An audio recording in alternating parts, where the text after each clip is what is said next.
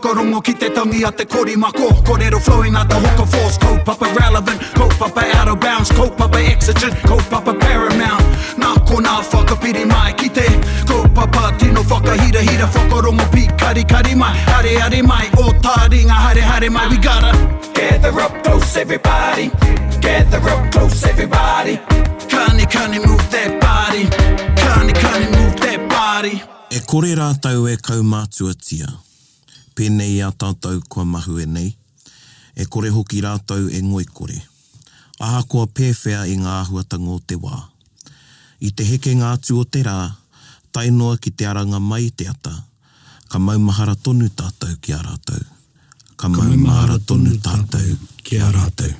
Tēnā tātou ngai taringa, anei e rere nei ngā mihi kia koutou katoa, ko hoki mai ki tā tātou kaupapa ka mutu i tēnei whakapāhotanga e whakamahara ana tātou i ngā hoia, tāne mai, wāhine mai, o tira te hunga i tautoko i ngā hoia, i roto i ngā pakanga katoa ki tā wāhi, me te mahara anō ki ngā pakanga o konei ake. Kia ora. Au Aotearoa. Ahoy anō koe nei e mihi nei i tēnei rangi e raumahara nei tātou i o tātou korau a kuia me te iwi nui tonu e tuku i o rātou toto koe nei te tukunga nui.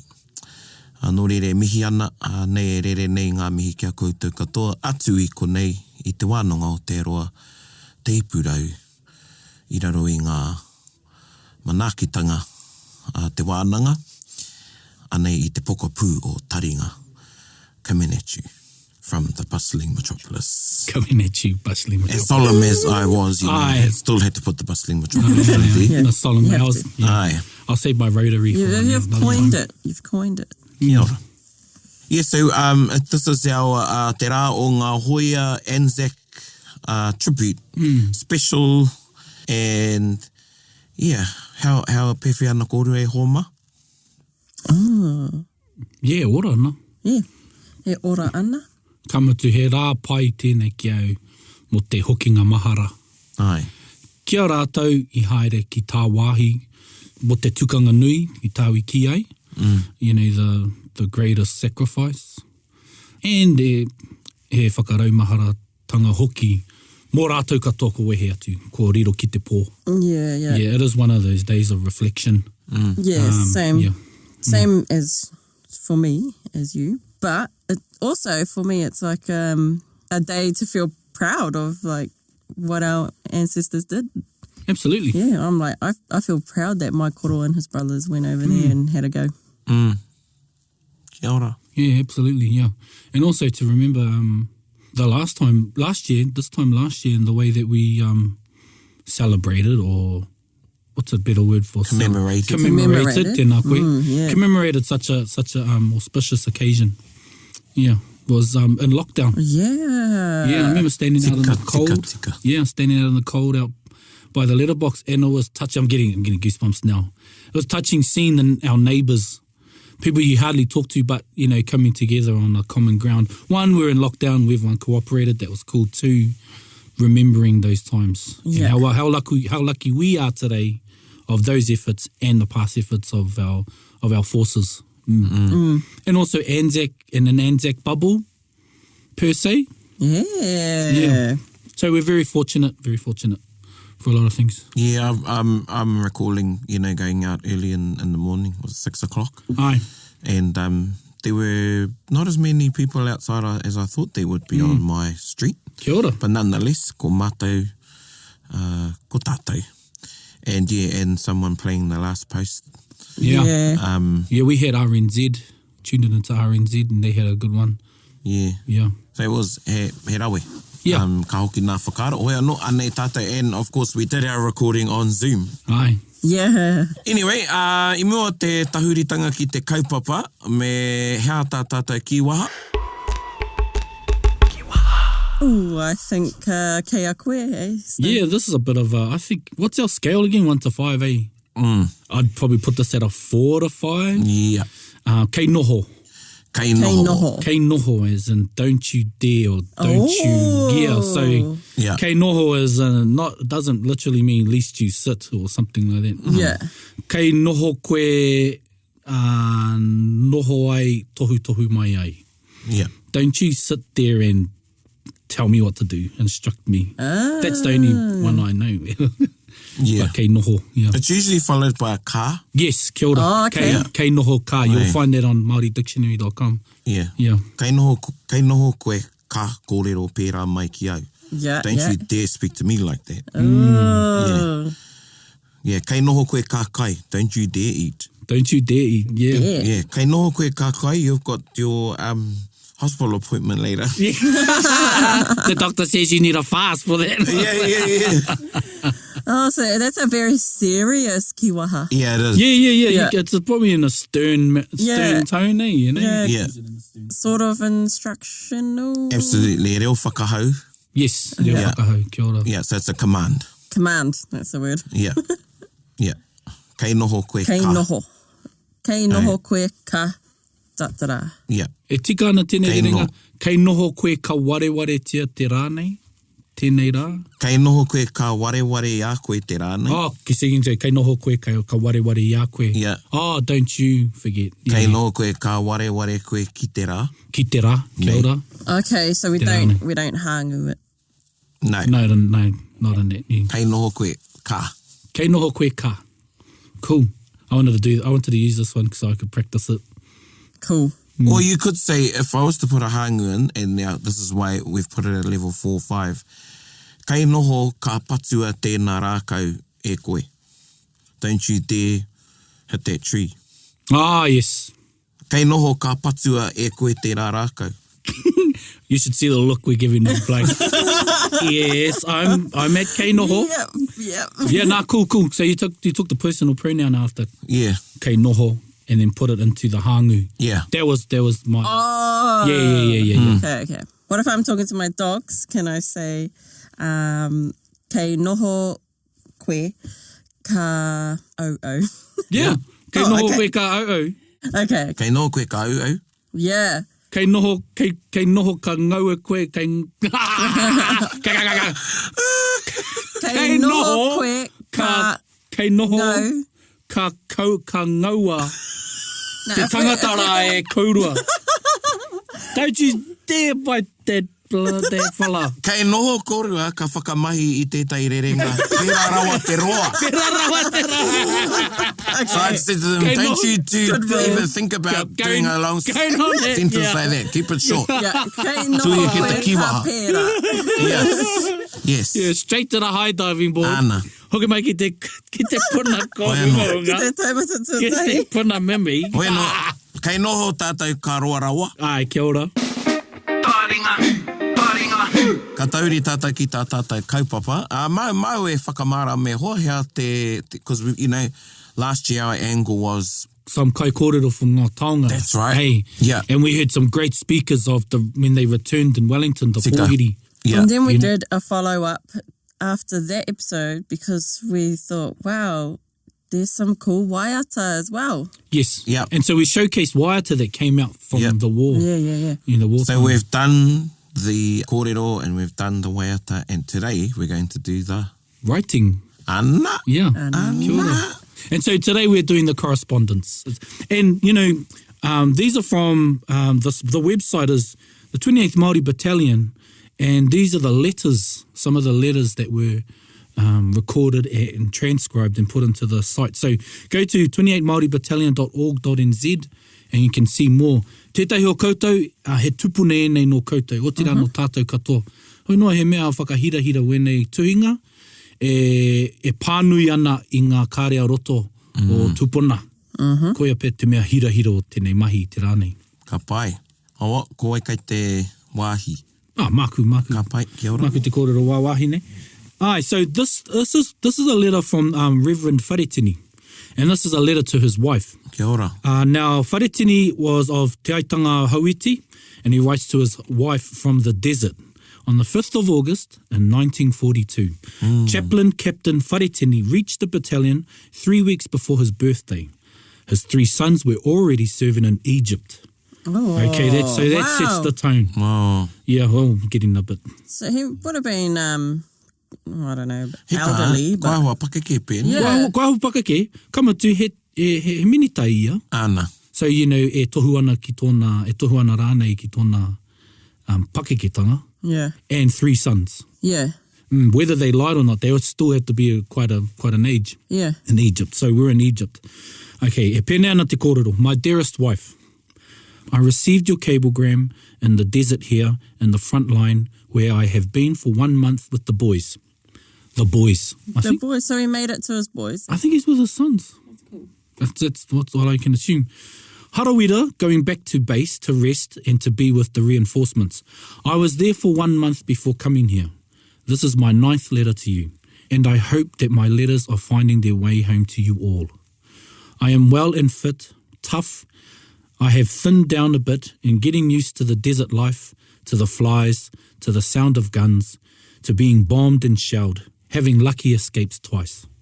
I was with Colonel T. Love when he was seriously wounded and died on the way back to hospital.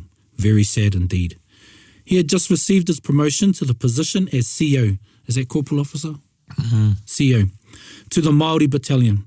And we were only 3 days together when he was wounded. It was a big blow to the boys. Being the first Māori to be appointed Colonel and a very good man, Colonel, CO. We were getting on well together. Major Baker was appointed in his place. I think ka mātui tēnā. Kia ora. Pai e mihi ana ki te whānau nei. O tēnei tupuna nei. Just there, just setting the time and the place and where he is, and being the 9th letter. Yeah. And, well, he kaha no ngā tupuna e ki te tuhi reta, ki te tuku reta ki ngā hoa, ki ngā whanaunga. Well, that's the correspondence of the time. Yeah, exactly, yeah. So it was a normal practice. And that, you know, we just take for granted. Absolutely. Technology we have We today. can instantly contact people now. Email. Yeah, and I guess a lot of the time, you know, you're talking about letters. Ko nā mātua, ko nā tūpuna i tō rātou na wā, i te pakanga, and there's lots of examples of these letters. Today, obviously, ko nā reta nei no te wā o te pakanga tuarua.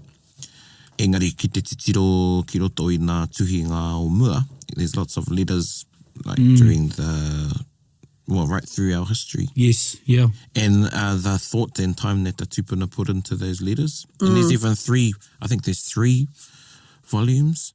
Nā tō hoaroha. Yes, which is kia the ora. correspondence between Apirana Ngata and... Buck? No. Yeah, Sir Peter Buck. Peter Buck, it was there, yeah. Wow. And these are, they're in the same country, or, you know, but the... 3 volumes. Yeah, the level of... Well, then he moves to Hawaii. Aye.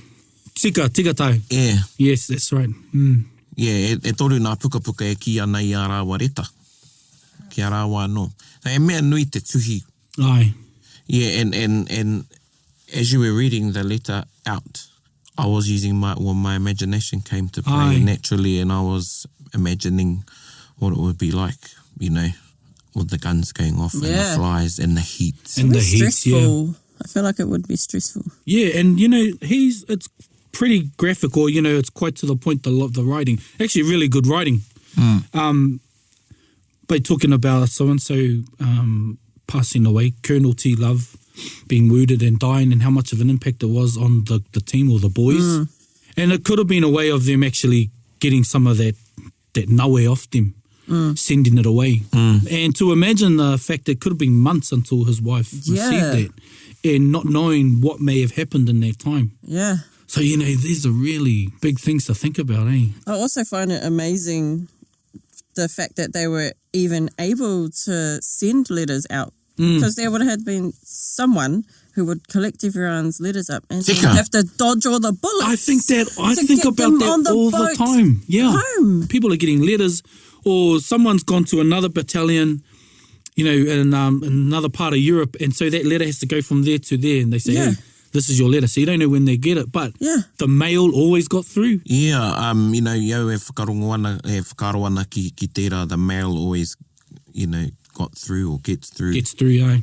E whakaro ana, you know, ki etehi o nā kōrero tuku iho, mo ngā pakanga i wainganui ngā iwi, i ngā wā mua. And you had to, you know, you might be down enemy territory because you're not in your own. This is an Aotearoa fighting between two iwi, and you had to get a karere out. Kia ora. And same sort of thing. And there's stories about famous karere roto i te ao Māori getting through the enemy lines and then, you know, running, doing a 24-hour or 48-hour run Aye. to get where they need to go to tell the iwi, right, we need reinforcements Yeah. Kia ora, tika. to come down, Yeah. you know, so kei reira hoki oku whakaaro. Yeah. And I was quickly reminded of a time, I think it was the artist that painted there's a painting of Potatau Te Whero sitting next to a log next to Te Hiuhiu, and he painted Te Hiuhiu, but this artist was given a paper, and I can't remember whether it was from Te Whero or from Te Hiuhiu, saying along the lines of, anei taku Pākehā, ko e tūkinotia ia. Like he had a hood pass to go from back to forth, so he was, so that was his letter of pass. So the letter I want to look at is titled The Sea Company Officers Write to Ngata About Their Concerns. So it was on the date here, 16 o Pepuere, 1943. And I'm just going to actually skip through to their fourth concern, because this is something he reta roa, ne? this is a I was long looking one. at this one. That's another thing. These are long letters. These are great pieces of writing. And why I think the fourth concern is really interesting is because they're talking about compassionate leave. Kia ora. So anyway, here it goes. Tua whā, ko tēnei wāhi kei runga i te kaupapa o te compassionate leave. Kei te mōhio mai koe ki tōna kaupapa, e whā ngā rerenga o tēnei āhua, he kōrero e au kotahi, a ko tēnei nā, he hoia, he taina, he tuakana tōna kei ihipa nei, kei te pakanga a i tautū i mate rānei, ka āhei ki te tono kia hoki ia ki te kāinga. Arā tōna kōrero ki te whakamauritia, hei morehu tangata. Ko tēnei kaupapa kei te warewaretia e ngā kaiwhakahaere, a tēnei kei te titirotia, a kei te tonoa hoki e ngā āpiha o te tairāwhiti ki te kānara. And then it goes on to name some of the soldiers who have been injured or have a brother who has passed away, and so that potentially these soldiers could be sent home so that their whānau will have a surviving member. Yeah, aye. Pretty cool. Aye. E whakaora ana i Private Ryan. Yeah. Yeah, he morehu tangata. Morehu tangata. He morehu tangata. Yeah. Yeah, I totally had no idea that that sort of thought was going across people's minds, and they were sort of like future-proofing or future planning to ensure that those whānau still had survivors. You know, the hashtag protect your whakapapa. Yeah. Koia tēnā ko tētahi tohu o taua wā e tiakina ana ngā tātai whakaheke, te whānau, kia kore ai tētahi whānau e noho more. He rawe hoki ki au his sign off, and he says in the last paragraph, he tika hoki e api tōtangi o tira au atu te tōmuri o tēnei reta. So pai tērā ki waha. Au atu. Au atu te tōmuri o tēnei reta. This letter has taken some time. Tēnei rā te whakamāramatanga e hiatia nei e koe. Te me, and then he says, nā o tamariki aroha. Oh, wow. Yeah, from your children, from your loving children. Aye.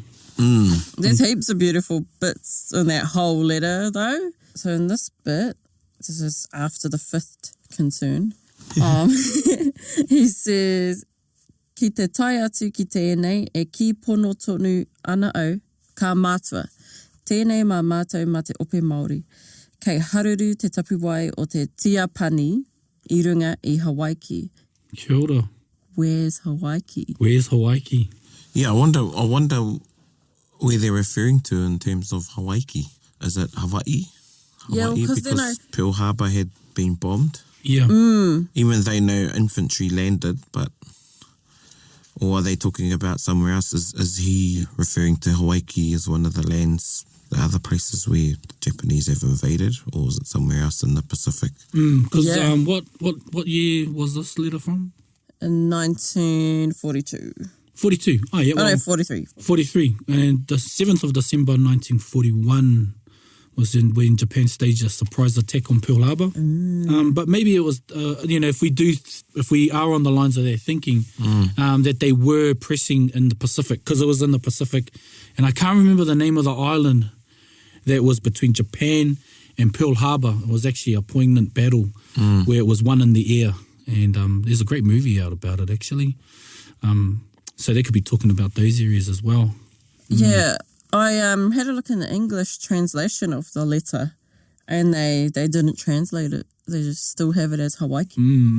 So that's a lovely bit. And then just, looking through it, koutou mā te hunga e akua nei te reo, go through there and look at just the style of reo at the time. These are native speakers as well. And I think you said titirotia. And so this is native speaking, native writing. And I guess when you've got that critical mass of understanding, you know what the word is. But yeah, just the reo, to have a go, have a looking at the reo, really foreign, to myself as a second language learner, about the style of te reo Māori, but how natural it is as well. Yeah. Ko tēnei te, which is a line that you'd associate with learners, ko tēnei te rā, ka whakanui tātou I te rā, blah, blah, blah. But it's, you hardly hear it. You hardly hear it these days. No, you're right. But even that sentence that I just read out before about Hawaii, where is it? Even in that sentence about Hawaii, how it says, kei haruru te tapuwai. So I thought when you go kei before a word, it's like lest you do in something. Case, in case. But in here they're saying that the ground of Hawaii is already rumbling. Well, yes, I've been looking at a few of the translations, actually. Kia ora. So I think you're right there. I think... Keite? I think, it's either keite or the English needs a bit of rethinking. And that Pearl Harbor's happened, and there's a worry or concern that Japan may invade because they bombed Hawaii. Well, there's an advancement, Yeah. Yeah, well, that their footsteps will resound in Hawaii, meaning infantry. Yeah. So I think I'm actually siding with that. Yeah.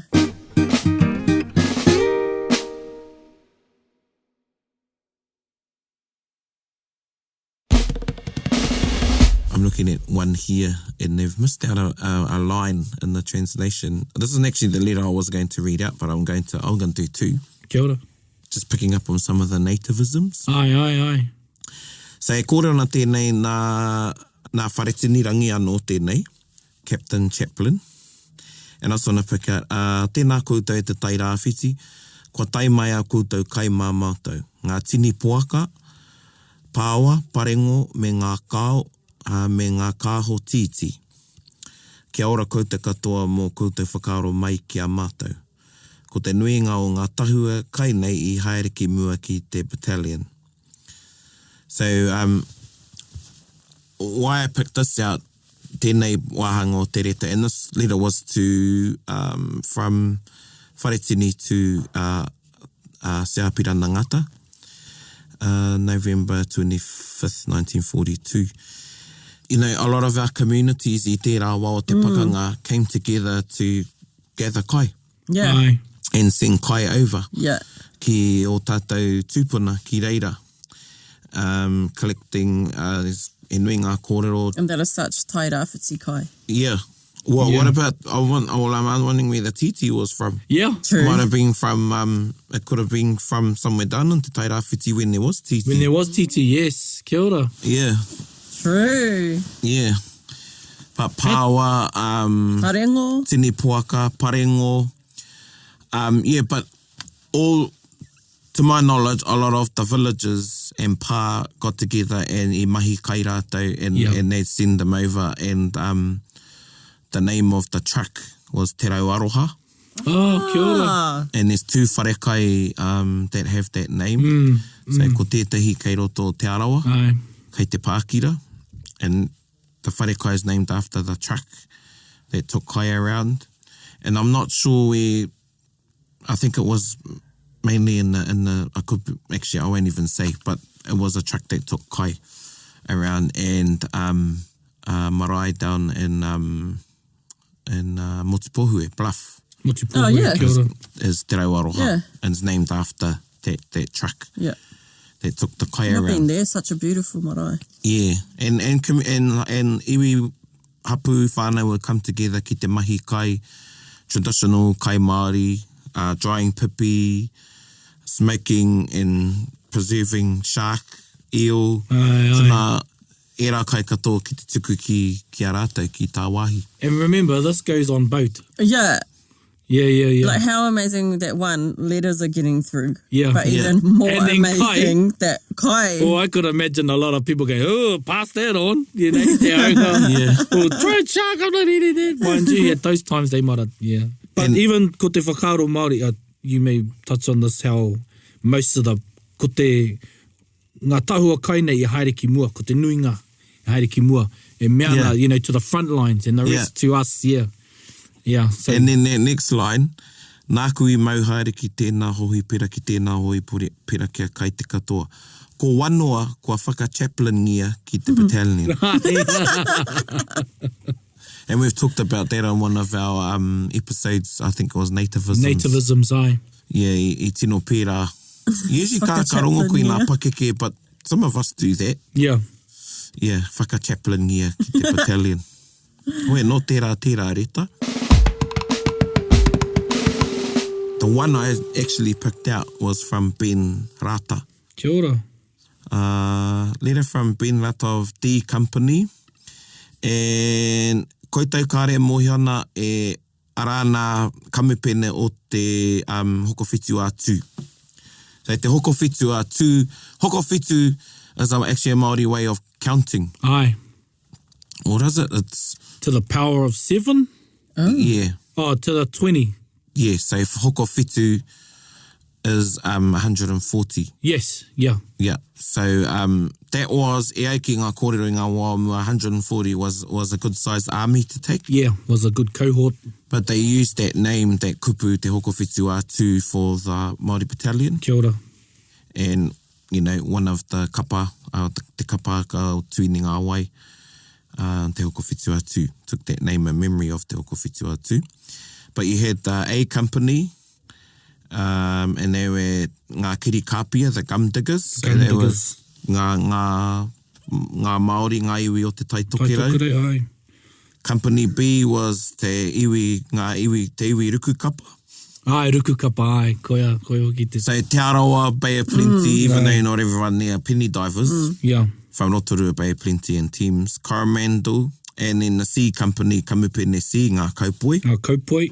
So Te Tairawhiti, Gisborne to East Cape, and then you had D Company, Ngāti Walkabout, who were made up of Waikato, Maniapoto, Kahungunu, Aye. Pōneke, and Te Waipounamu, Taupu, aye. as well as Te Moana Nui a Kiwa, Pacific Islands, and some Chatham and Stewart Islands. Kia ora. Wow. Yeah. Yeah, so nā pēn rata tēnei reta, and it's only a short letter, and I'm going to read the whole thing. Kia ora. Ki taku whaia, aroha nui. E tuku atu ana hau e hema, I taku aroha nui kia koutou e noho maina I tō tātou kāinga I roto I te reta nei. Me taku inoi, ka tai atu te reta nei, ka kite nei te paitonu tō koutou ora. Kei te pai tō maua ora ko aku teina. Kei te hohi pera banti e tangohi ana ngā niho. Kia kaha e mama tā koutou inoi mai, mātou I ngā wiki e haere mai nei ka tūtaki anō mātou ko te hoariri. Kei te pēwhia taku tuahine, kei te paitana ora. Ka tai mai tētahi o nā reta e ki ana ko hoki a Dad ki te mira mahi ai. Kei te pēwhia a tūhira me John Tana. Ki atu kia Gus koea ke te mea whiwhiroro. Ki atu mea he roro ngōku kei te kāinga tonu ahau e noho maina. Koe nei tētahi whenua kino, tō mātou pīrangi rā nei he hoki atu ki te kāinga. Ko ata hoha mātou ki tēnei whenua, kaore mōhiotia āwhea ka muti tēnei whawhai. Kawarai ware kia mātou e mama, inoi tonu mō mātou hoki, no atu mātou kia koutou, hoi anō rā e mama, nā tō tamaiti, aroha nui.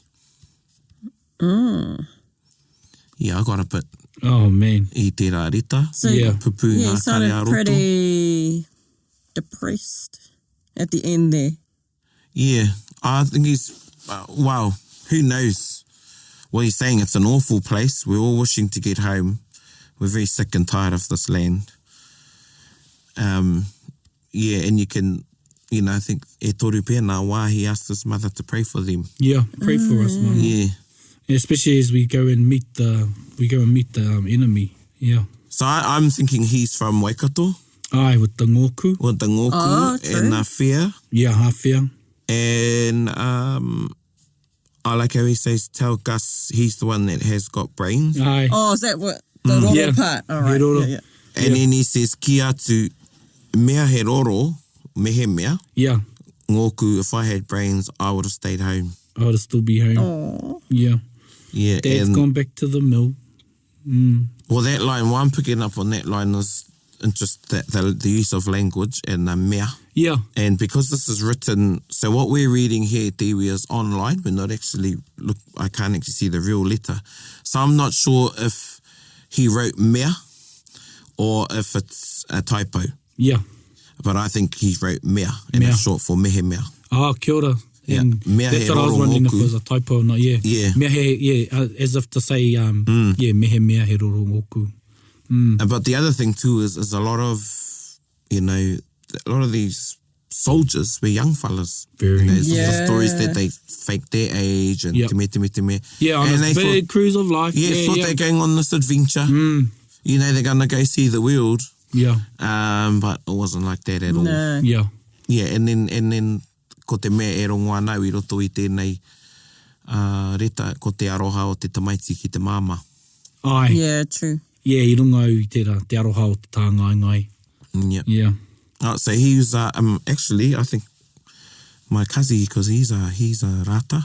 Oh, Tikuiti, Maniapoto? Yeah, rata? Ongarue. So Ongarue, Ben Rata was from Ongarue. Hei tēnā koutou e ngā whanaunga o tēnei tupuna. Hei tērā rita. Yeah, Mother, I'd ask you to pray fervently for us in the weeks to come as we will again be facing the enemy. Āna. O koina tāku e hoa ma. Yeah, koina tā tātou. And I would encourage you all to go and visit this website, 28th Māori Battalion.org.nz. And, there's so much on there. Yeah, and then there's the one that you sent, so Māori Home Yeah, Front. but so Māori many cool Home stories Front. on there too. Yeah. Yeah, MāoriHomefront.nz. There's actually a few other letters on here that I pirangi rāhau ki te kōrero, but we can revisit them as e kōrero mo te reo. Ai, kia ora. Ai. Pai tēnā.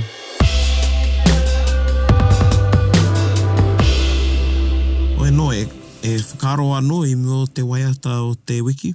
Kao, engari, kei noho tātou ka waiho e nei kōrero ki te Yes. epurangi. Tika. Whakairi ai. Rāoi. Yeah. You know, pānuitia. You know, even if it's just one. And, you know, a lot of you may still have the privilege of having some of these letters in your whānau. And I'm sure a lot What of a you tonga. might bring them out.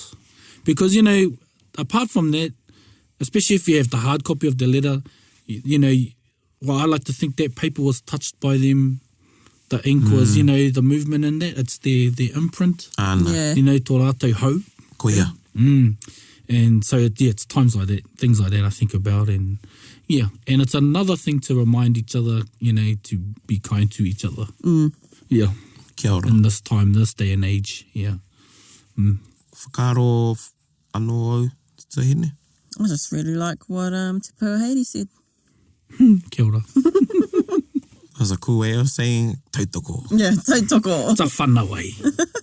He rawe ki au tō kōrero e hoa, kei noho tātou ka waiho e nei rawe me ki te ipurangi. Ai, Yeah, and to be honest, it's probably the first time I've gone back to have a look at ngā mea mo te hokowhitu atu since last year. same, Same. yeah. And, you know, I'm thinking of my kroa that I found out last year. Ai, Remember I kia ora. shared, Yeah, Yes. yeah, yeah. done this training to go to Gallipoli. Yes, absolutely, yeah.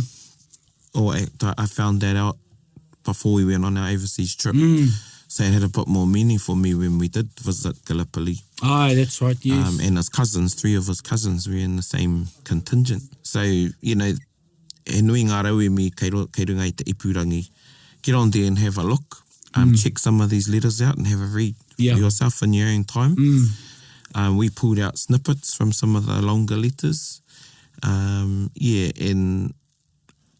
see what your heart feels and listens for when you read the letters. Yeah, because that's what it is, that ultimately is compassion. And, you know, in this day and age, in this day of information, we have the privilege or right to have differing opinions. However, it boils down to human compassion. Yeah. You know. Yeah, it's also a really good insight into how they were feeling and what they were experiencing at the time.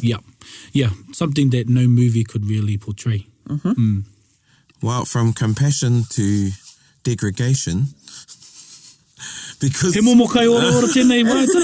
yes, well, we're going to this famous song, Hitara Wahauka, koenei te waiata o te wiki, and, you know, in all the doom and gloom of war, our people could still compose waiata like this and have a bit of fun with it, and it's really a jibe at Hitler and Mussolini.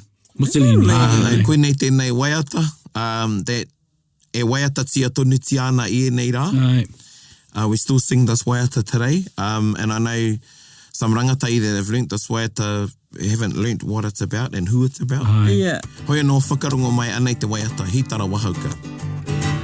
Te rati paka nei a hitarai, Hitara Wahauka, upoko maro, he tangata tohe ki te riri e. Hinga tu hinga mai, karera wa hererenga ka wiri ana papa te mataku e.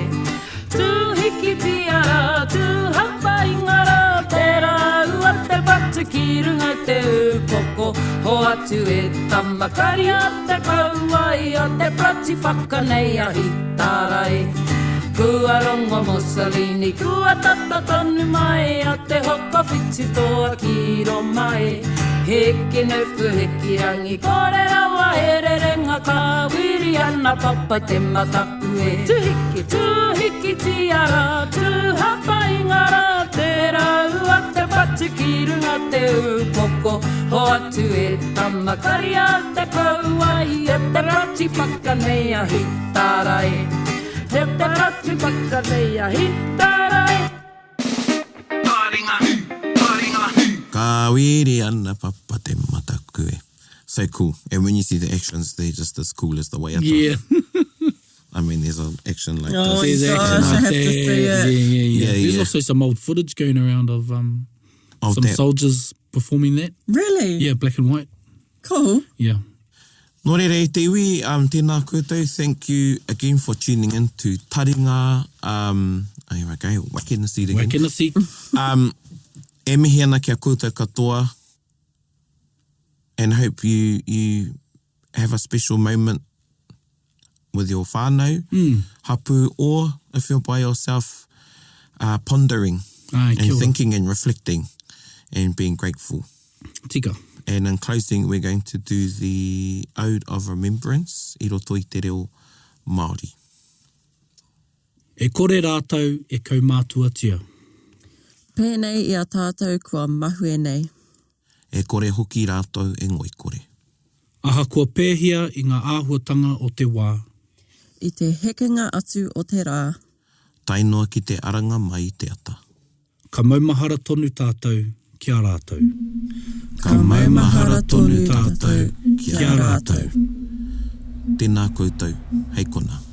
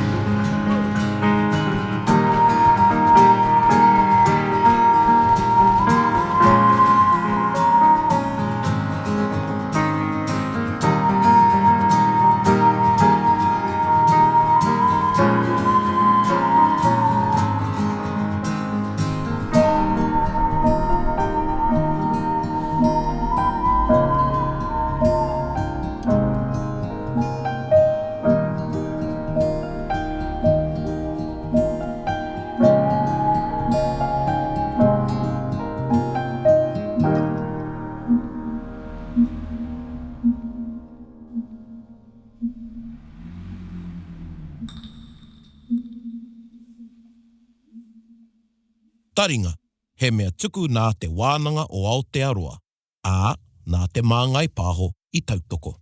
To listen to more episodes, search for us on your podcast app and subscribe. Taringa, whakarongo mai.